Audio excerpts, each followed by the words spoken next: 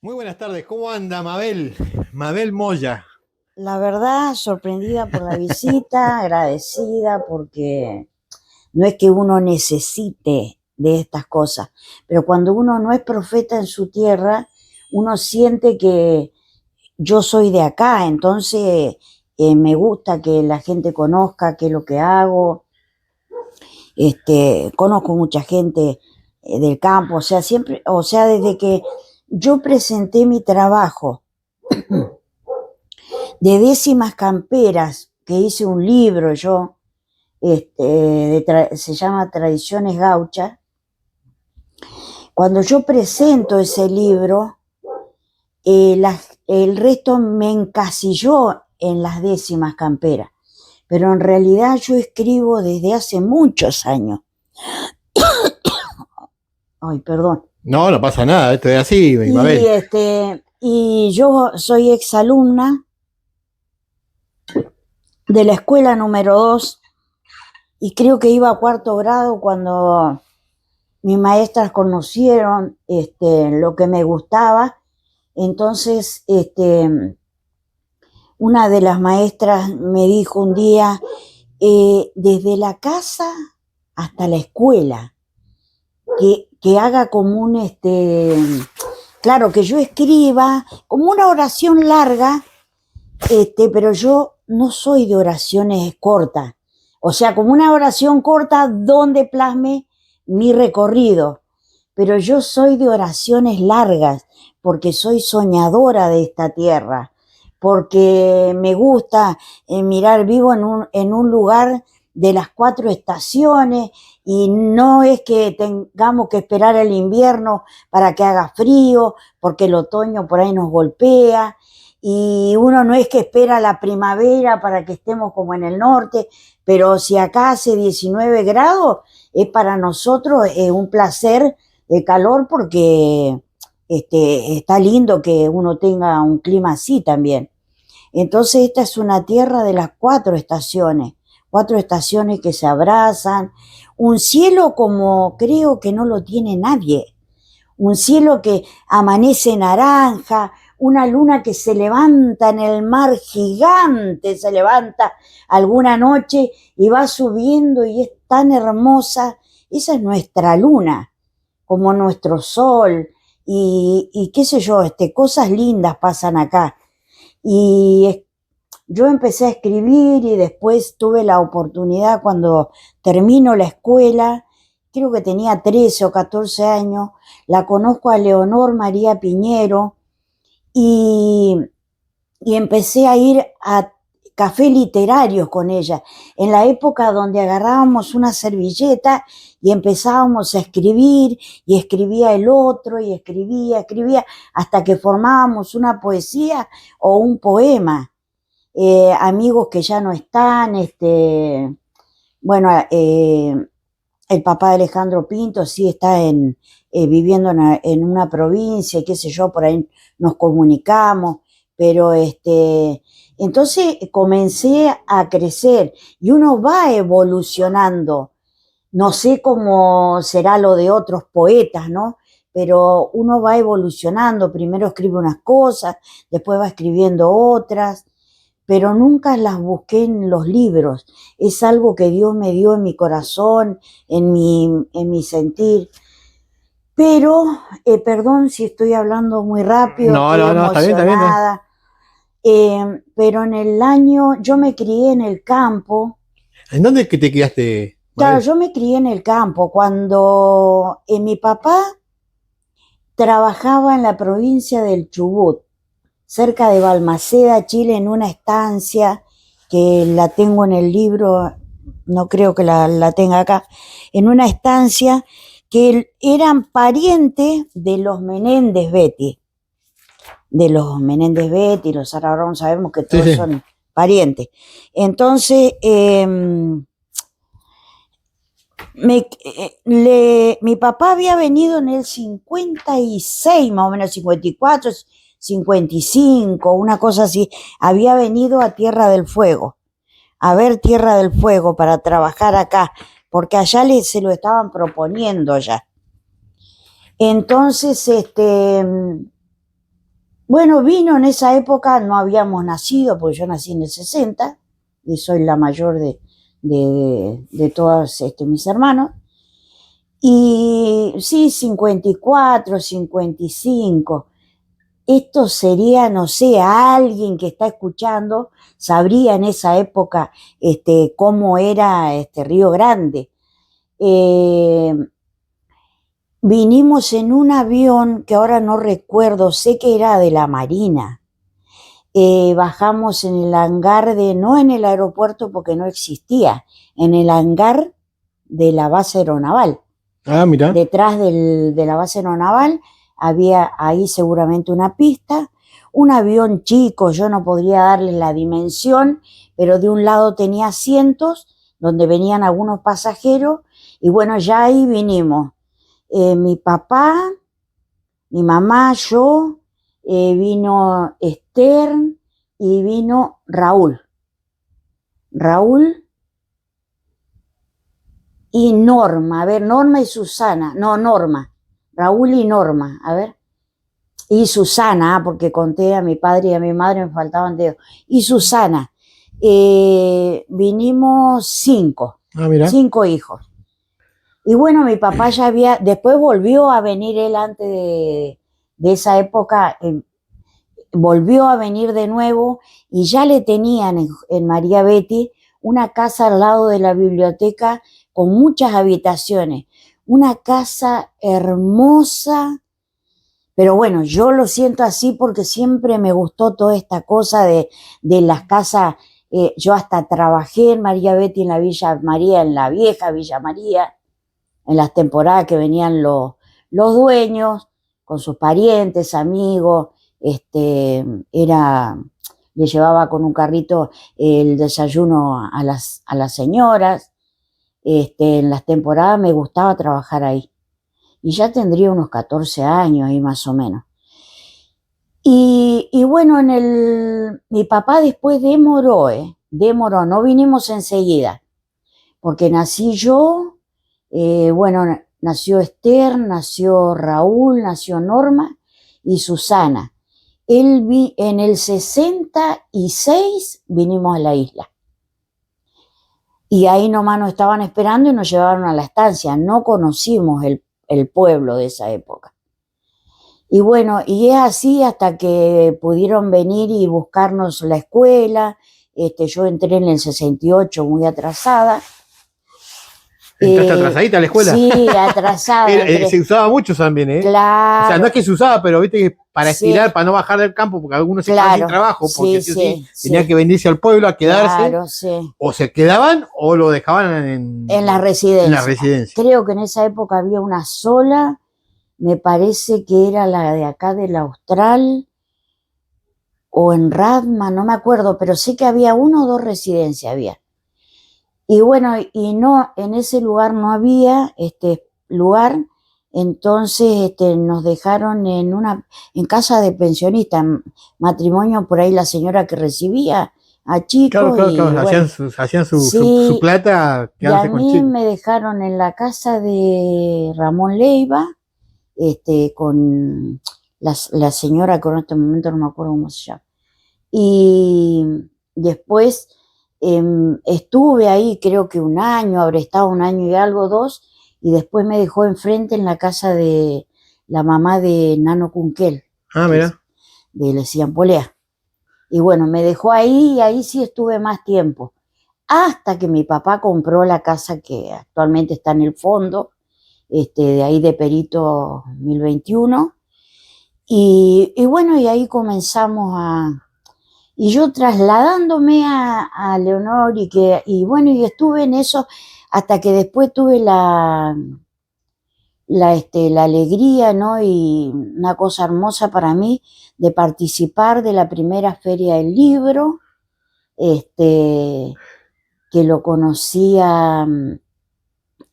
un poeta de Santa Cruz, Rodolfo Peña, ahí estuvo don Rizo Avellaneda. Mirá vos. Conocí muchos poetas. Y Te ha dejado muchas amistades. Sí, dejé muchas amistades. Te ha dejado muchas amistades y bueno, y contanos también que vos tenés tu libro. Yo después crecí, ¿no? Seguí escribiendo, tengo un libro armado de poema y poesía, que creo que voy a lograr de que me lo publiquen. Y en el 2000, más o menos 2004, comencé como a tener de ver a mi papá trabajando y ver a los peones de cerca, que ahora no se estila eso. Por ahí hay gente de campo donde la familia por ahí permite que los chicos estén y vos le enseñás, pero todo eso lo aprendí de mi papá.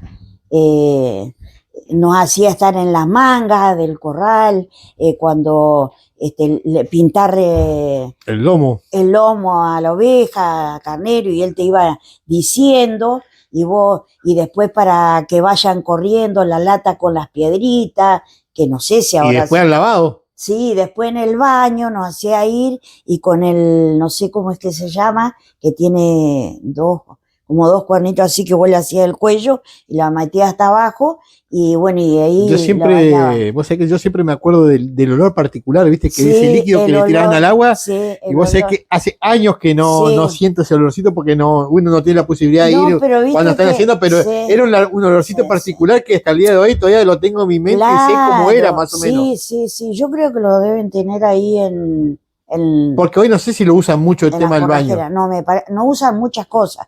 Por ejemplo, en mi época se capaba a cuchillo, pero ya en la época de mi hija, que le gusta tanto el campo, se capaba con la liga. Y mi papá decía en aquel entonces, me acuerdo, que era mejor con la liga porque lo capabas a cuchillo y se desangraban mucho, ¿viste?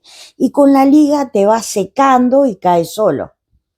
Pero no se usaba la liga. Claro. En esa época no se usaba. Después eso viene mucho más después, digamos. Claro, sí. Igual que la oreja, era cuchillo la marca. Y sin embargo, mi hija, cuando estuvo en una estancia conmigo, con un cosito le ponía una caravana.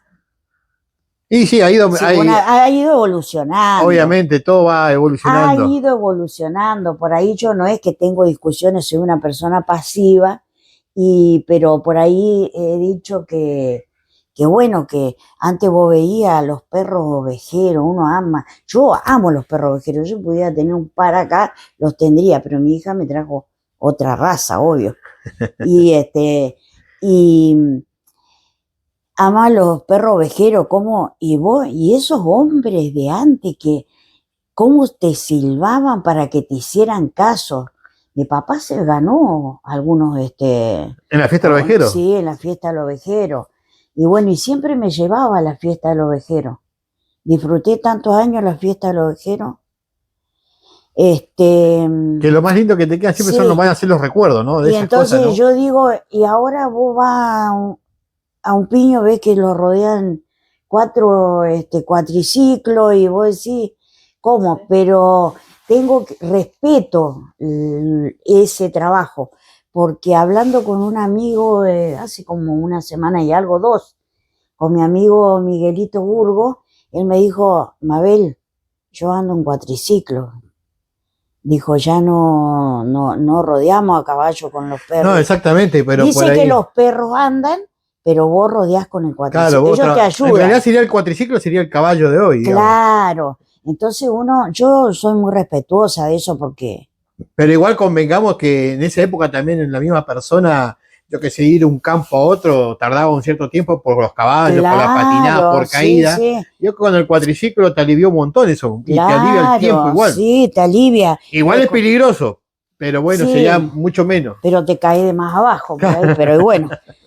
Pero es verdad, vos cuando tenés que ver un campo, tenés que ver un potrero, tenés que ver un puesto, vos a caballo costaba más, entonces ahora se va en cuatriciclo, ¿no? Yo creo que en muchas estancias como yo le decía, bueno, uno no puede decir nada, o sea, porque tampoco soy sabedora, soy conocí lo que hizo mi padre. Exactamente. Y después uno pierde, si ya no te llevan más, uno pierde algunas cosas, ¿viste? Y los personajes que nos dejó la época que pasó, ¿no? Por ejemplo, el otro día me hiciste acordar cuando hablaste del petizo Guayquil.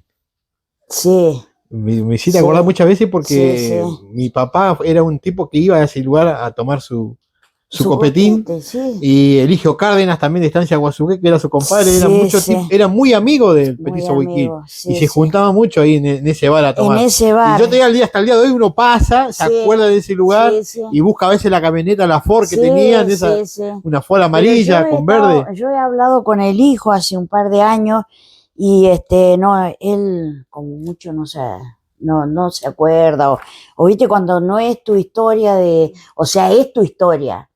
Pero no la tocó de la forma que te tocó a vos. Claro, sí. De que tu papá iba ahí, que sabías que iba, que lo iban a buscar o lo que sea. Sí. Pasaba mucho momento lindo ahí. Muchos momentos lindos. Claro, por ejemplo, ahí no nos llevaba mi papá, como te contaba yo ayer, pero sí mi papá nos llevaba a la querencia. A la churrasquería. A la churrasquería nos llevaba. Yo me acuerdo que ahí en esa época él estaba en José Menéndez trabajando. Él empezó a trabajar en José Menéndez, era la estancia que más peones tenía. Dame el nombre de tu papá, si la gente que está viendo. Sí, mi papá, don Teodoro Moya. Un hombre Moya, muy conocido de acá de. No, nosotros siempre nos cruzábamos por la Perito, yo siempre lo cruzaba cada tanto. Nos cruzábamos, conversábamos cuando nos cruzábamos.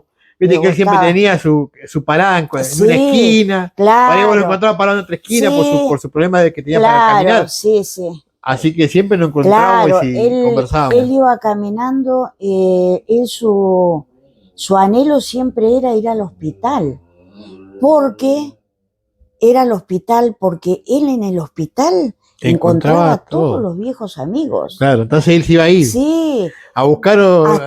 Hasta yo tengo una anécdota, que un día yo siempre iba con él, pero yo me iba a ver los enfermos, a orar por los enfermos, me iba a visitar, y me decía, andá, fíjate, porque me enteré, no sé si una vez que la esposa de Rastra Grande, que no me acuerdo cómo se llamaba, Miranda, me parece que está internada, entonces yo me iba por allá, y él, claro, estaba en la banca, y venía la gente por ahí, las que andan en la calle, se sentaba con él, lo conocían todos. Después yo volvía y él estaba comiéndose algo, que había mandado comprar al kiosco. Yo decía, papá, esto está contaminado. Y me retaba porque él no era de esas costumbres que ahora uno cuida, que su hijo no anda tocando acá, que su nieto no anda tocando allá. Y bueno, y después no lo molesté más con eso. Y después una mucama me dice, ¿viste el diario? Yo le digo, ¿qué diario? Creo que era El Sureño, me parece. Y me dijo, está tu papá. Y yo dije, qué raro. Cuando veo la foto, estaba en esa banca sentado con los hombres y había salido ahí. Después le conseguí el diario. ¿El cordón cuneta salió entonces? Sí, sí. No sé si era cordón cuneta, pero la cosa que él estaba en esa foto. Sí, porque viste que Mingo siempre agarraba fotos cuando le mandaban. Entonces siempre alguien sacaba una foto y por ahí les caía la mano de Mingo y salía por cordón cuneta. Yo muchas fotos que a veces también le mandaba a Mingo, cuando sacaban la fiesta de los ovejeros, a veces terminaban de portada de cordón cuneta, porque por ahí, como todo, Mingo no tenía la posibilidad de seguir a la fiesta de los ovejeros, entonces yo le encajaba la foto. Claro. Y vos sabés que, bueno, hablando todo mezclado, qué sé yo, perdón, en el 2004 yo comienzo a sentir así como un dejo de nostalgia, algo que yo decía aquí, y era que yo quería escribir algo sobre el hombre de campo de acá y su costumbre. Pero yo no tenía ni idea lo que Dios me iba a dar tampoco, porque yo nunca había escrito. Escribía poemas con rima, pero nunca décimas camperas.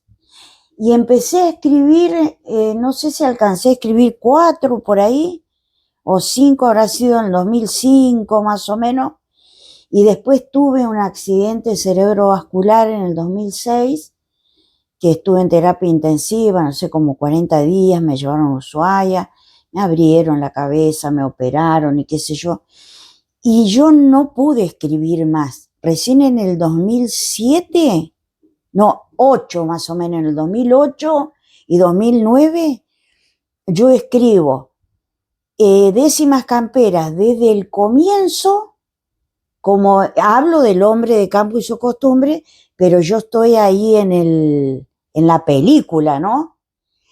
Y porque uno los vio de cerca. Por ejemplo, ahora no sé cómo será, me contaron que ahora los paisanos se cocinan en alguna estancia ellos solos en su casa de peones. Sí. Pero antes yo tengo versos que hablo de cuando el cocinero tocaba la campana, antes de mi papá nos hacía levantar re temprano, por Dios, y no me puedo quitar esa costumbre, a las 5 de la mañana levantarnos, porque había que buscar astilla para el fuego, porque había que preparar qué sé yo, y siempre éramos 2, 3, lo más grande, que nos mandaban a hacer cosas. Mi cosa brava no, porque yo tengo un verso que hablo de que nunca fui mujer de a caballo, me daba un poco de miedo, pero mi papá no te decía vos querés, tu papá te agarraba, te levantaba y te subía al caballo, y vos tenías que hacer las cosas.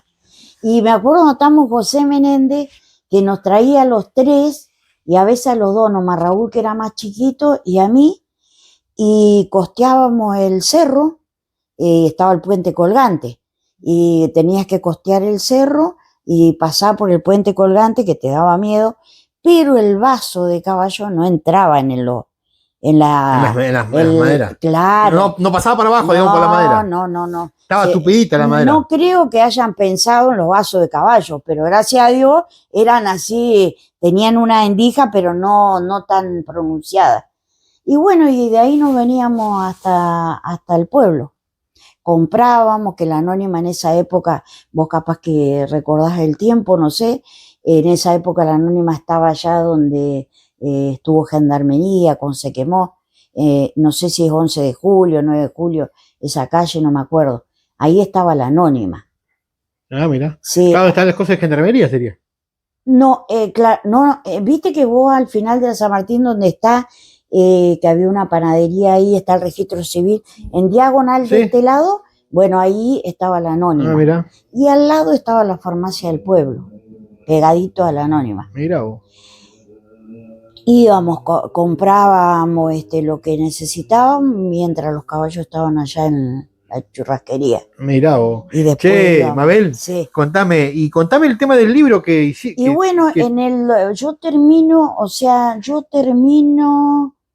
más o menos de escribir todo, hice 10 décimas de 10 versos cada uno, con 8 golpes perfectamente.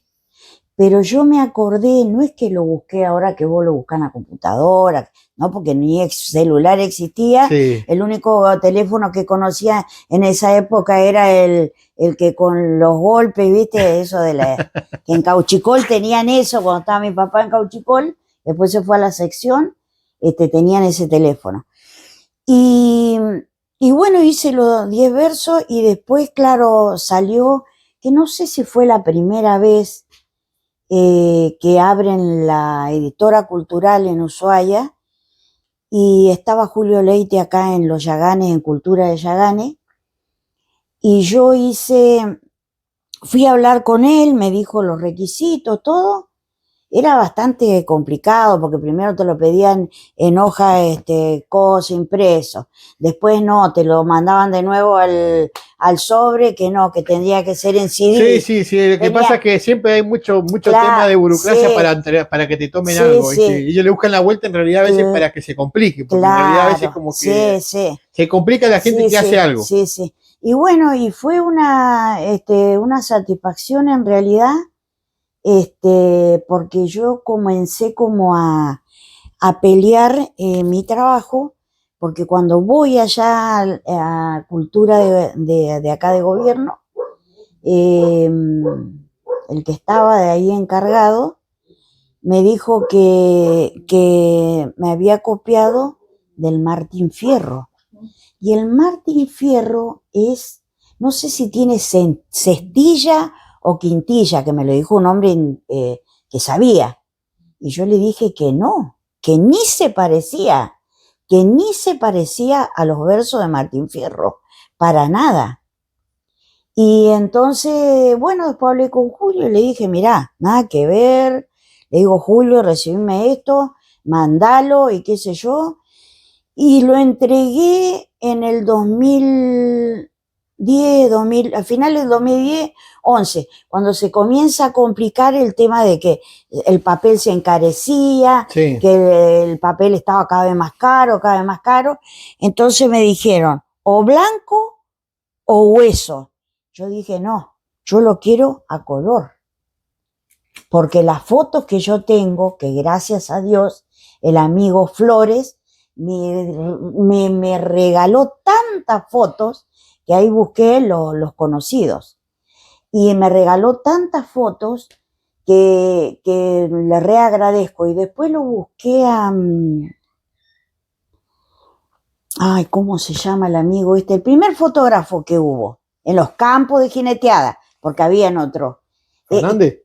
El que vive acá, creo que vive en el ¿Hernández? ¿Hernández? No, el flaco, no sé si es jujeño, salteño, es reconocido. El único que se metía adentro, en la pata de caballo para sacar unas fotos. Buena foto. A veces no me acuerdo. Ay, no me voy a acordar. Yo me acuerdo, el único que veía siempre yo después con los 90, ¿no? Sí, no, este fue anterior, tal vez. Ay, no me voy a acordar, perdón, que no me voy a acordar, amigo, del fotógrafo este. Pero él me regaló fotos antiguas, viejas, hermosas, como esta y como otras que tengo, que me las olvidé allá. Y esos fotógrafos ya no entraron a los campos de jineteada. No, hoy. Alguno que otro para las orillas, pero y no te hoy sacan las fotos que sacaron ellos. Realmente hoy no se ve mucho eso. Sí. No se ve mucho eso porque igual, viste, hoy no sé si es por miedo, pero antes como que se metían al campo y hoy como que la gente no... Pero este fotógrafo que te digo es reconocido. Hasta se ha presentado cuando cantan en el Precosquín. Ay, no me voy a acordar cómo se llama, Dios mío. Bueno, pero no importa, él sabrá quién. Sí, él sabrá si ve quién es. Y entonces, bueno, en el finales del 2010, entrego en el 2010. Hasta el 2011 me llamaban y me decían, sale más caro. Yo decía, no sé, no importa la cantidad que me haga, pero yo lo quiero de esa manera. Y entonces viajé a Ushuaia una vez, en el 2011 creo que fue. No, a finales del 2010. Viajé y le dije a que ella era una de las que coordinaba en la editora cultural, y le dije, no, mira, Florencia, yo lo quiero a color. Una foto que vale oro, yo no la quiero en blanco y negro, claro. La quiero a color, porque esto no es para cualquiera, es un homenaje a mi gente del campo. Y ella dijo, bueno, vamos a ver, y le gané por pulseada porque... Y se dio. Y yo me fui, en el 2011 hacían el sorteo, claro, es la primera vez que salí de la isla y me fui de vacaciones con mi hija más chica, porque mi sueño era conocer Jesús María con ella. Y me fui al campo de jineteada de Jesús María a ver a los que salieron sorteados de acá y a los de Santa Cruz, por ahí Chubut, que son parientes y todo eso. Tengo muchos jinetes en mi familia. Y entonces, cuando estoy allá en Córdoba, me llama un hombre. Dijo, disculpe que no me conozca porque sale privado, pero yo fui parte del jurado donde se le seleccionaron los libros, y yo quiero decirle a usted, tapado el asunto, quiero decirle a usted, total ya pasaron muchos años. El hombre me dijo, yo quiero felicitarla, dijo, porque yo soy un locutor que ha recorrido las provincias, dijo, y nunca vi nadie que escribiera de la manera que usted escribe. Y dijo, y tampoco recitar los versos que usted recita, me dijo. Bueno, le digo, gracias, le digo, ¿cómo? Yo no voy a volver todavía, o sea, me faltaba, creo que en 10 o 15 días estoy. Dijo, yo la espero acá, dijo, en Ushuaia, me dio todos los datos. Digo, usted pregunte por Puchero Frío, dijo, y le van a decir quién soy, dijo. Y dijo, quiero hacerle una entrevista, pero después, pobre, cuando yo vengo acá y quiero viajar a Ushuaia, me contestó la hija y me dijo, mi papá no puede porque le dio una ACV y está muy grave. Anécdota que por ahí no sé si suman o no suman a esto, pero cosas que pasan, como dijo José Larralde. Sí, son cosas que van pasando. Que van pasando.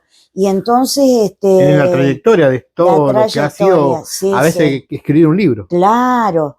Y yo dije, yo quiero salir. Y me dio tanta alegría porque dije, qué bueno que es entrar por la puerta grande. Porque aún, yo digo, no fui profeta en mi tierra, porque cuando presento el libro yo tuve mucho gozo en mi corazón. Porque vino mi amigo Payán, de Río Gallego, que yo lo tengo en la foto, vino mi amigo Payán. De Tolwyn vinieron varios jinetes, vino gente que, qué sé yo, estuvo Violeta, la mamá del Flaco Andersen, estuvo gente de Ushuaia. Entonces para mí fue importante, y más importante aún fue porque en la primera fila yo tuve a mi papá ahí, y yo le escribí una 10ª campera ahí, que lamentablemente no la tengo acá en mis copias, porque la tengo en el libro, pero estaba mi papá y pude hacerle reconocimiento. Claro, y realmente y él la pudo ver en persona lo que hiciste. Sí, lo que hice. Che, Mabel, ha sido un placer haber venido a conversar con vos y haber que contar un poco tu historia, ¿no? Claro, sí, sí. Y ahora vamos a hacer, o sea, ¿el libro hoy se puede conseguir, Mabel? No, en este momento no se puede conseguir. Están montones de lugares, en bibliotecas, hasta, qué sé yo, en un montón de lugares está. Y muchos lo he regalado, porque no me lo compraban, porque estaba mal la situación igual. Era un libro caro, por ejemplo, en este momento si yo edito, me lo van a editar al libro, porque le tengo que poner una parte más que me quedó en el tintero, estaría saliendo entre, no sé, 35, 40 mil pesos, porque es una edición de lujo, y bueno.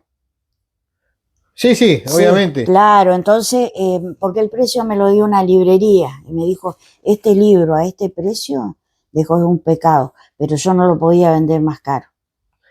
Entonces, te voy a leer un par de versitos y nada más, porque exactamente, vamos a hacer un cortecito, un cortecito, y yo te voy a grabar para que hagamos un videito para el Instagram con un verso tuyo, bueno. Y vamos a ir cerrando. Muchas gracias, Mabel, por haberme recibido en tu casa y haber venido acá a conversar un rato con vos y haber escuchado un poco tu historia, ¿no? Sí, está bien. Cuando presenté el libro en Tolwyn, este dibujo me lo hizo mi hija, porque mi hija es artista plástica, ella me hizo ese dibujo. Está de fondo. Sí, está de fondo, sí. Bueno, Mabel, ahora vamos a seguir para el versito, para dejarle a la gente, para después se lo subimos. Bueno, y agradecido por tu palabra y por habernos dejado venir a tu casa y disfrutar este lindo momento de historia fueguina. Fueguina, sí.